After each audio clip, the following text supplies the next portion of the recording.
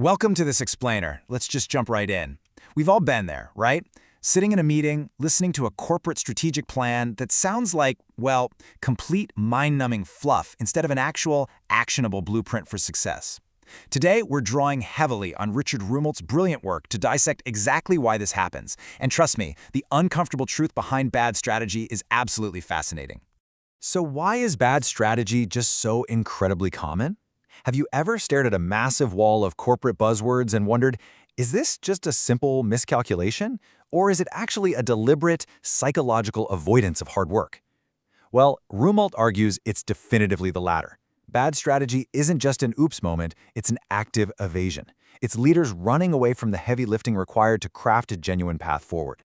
To figure out exactly why this happens, we're going to perform a quick autopsy of failure.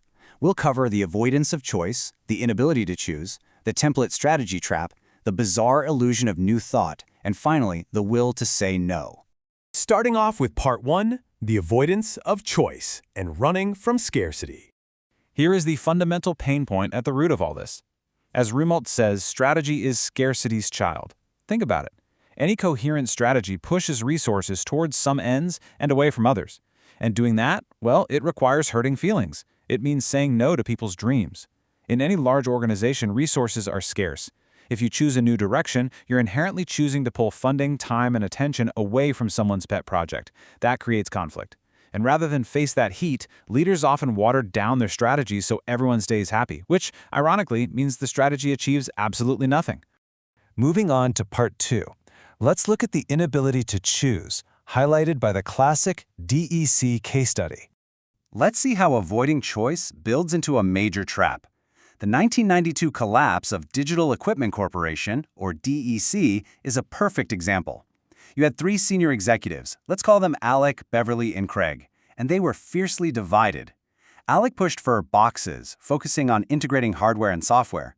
Beverly wanted to pivot to solving customer problems called solutions. Craig was all in on semiconductor technology, or chips.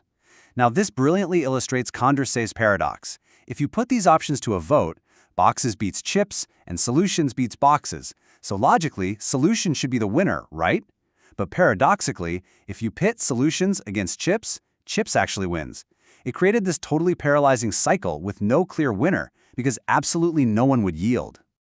So, what did the CEO, Ken Olsen, do? Instead of making a hard choice and breaking the tie, he settled for an incredibly boring, fluffy consensus. He essentially told the group to just work it out. And because no one would budge, they produced this gem. DEC is committed to providing high-quality products and services and being a leader in data processing. I mean, wow, that is a meaningless word salad. Sure, it hurt no egos in the room, but it crippled the entire company. DEC avoided the hard work of choice, and by the time a new CEO finally came in and chose chips, it was 5 years too late. DEC was eventually acquired and just vanished. That brings us to Part 3, the template strategy trap, or what you might call charisma in a can. Once you can't choose, you fall right into this second trap, swapping out real analysis for bureaucratic templates. We've all seen this blueprint everywhere. Instead of diagnosing real obstacles, leaders just fill in the blanks of this tired corporate template. Start with a vision, add a mission, list some core values, jot down strategies, and finish with initiatives. This is what happens when organizations try to bureaucratize the magic of charismatic leadership. Rather than actually analyzing the competitive landscape or identifying friction points, they pass off pious statements and wishful thinking as decisive action. It's entirely backward, couching strategy purely in positive terms so no feelings are hurt. And the result of just filling in that template? You get an absolute dog's dinner of objectives. Rumelt gives this hilarious but tragic example of a Pacific Northwest mayor whose strategic plan had 47 strategies and 178 action items. There was so much fluff and lack of focus that action item number 122 was literally, I kid you not, create a strategic plan. When everything is a priority, absolutely nothing is a priority. This is the hallmark of leaders who are simply unwilling to say no. All right, Part 4, the illusion of new thought and the danger of positive vibes only. This is maybe the most bizarre trap of all, mistaking positive vibes for actual strategy. It dates back to a 19th century spiritual movement called New Thought. This movement preached that if you mentally plan for success, you draw it to you like a magnet. Conversely, if you even think about failure, you draw damaging forces your way. And crazy enough, defining this explains exactly why modern corporate leaders mistakenly believe that simply broadcasting intention and sharing a vision can replace actual competency. Today, these exact same ideas are recycled in modern leadership seminars, telling executives they must suspend disbelief and just manifest a vision into reality. We really have to contrast this frankly delusional idea that magical rays come out of your head to change reality is just an illusion. The reality of strategy is gritty work. Good strategy demands that we actively plan for and anticipate failure. As Rumelt points out, you wouldn't want to fly in an airplane designed by engineers who only visualize a successful flight and refuse to think about how the engines might fail, right?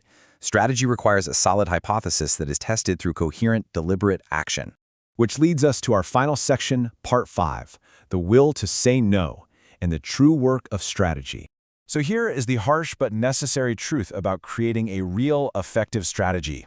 The core work is always the same, forming what Rumelt calls the kernel of good strategy. First, you have to diagnose the actual problem or critical challenge you're facing. Second, you must create a guiding policy to deal with that specific obstacle.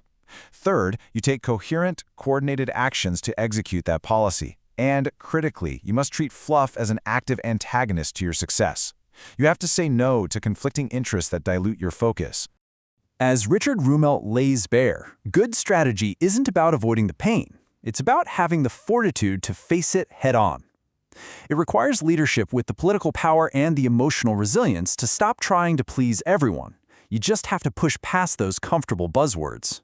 And that brings us right back to our core takeaway. Strategy is scarcity's child. Real strategy means accepting scarcity.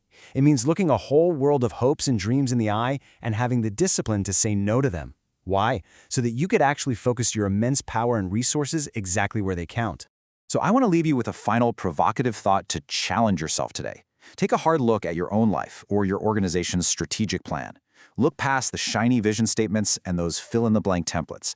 Ask yourself the really uncomfortable question, what are you failing to say no to? Because until you figure that out, you don't really have a strategy. You just have a wish list. Thanks for joining me for this explainer, and I hope it helps you finally cut through all that fluff.